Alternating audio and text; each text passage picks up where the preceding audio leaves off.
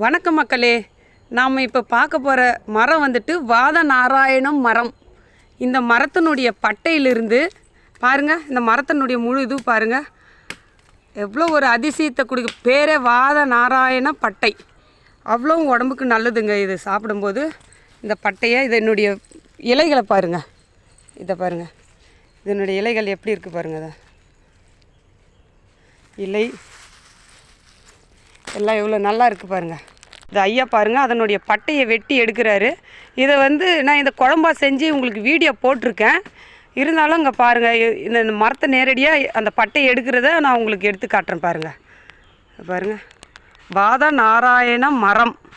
அதனுடைய பட்டை எல்லாமே நம்மளுக்கு, அந்த இலை பட்டை எல்லாமே நம்ம உடம்புக்கு அவ்வளோவும் அந்த நீர், கெட்ட நீரை உடம்புலேருந்து சுத்தம் பண்ணுறதுக்கான முழு காரணமாக இருக்கிறது இந்த வாத நாராயண மரம் தாங்க, பட்டை தாங்க பாருங்கள்.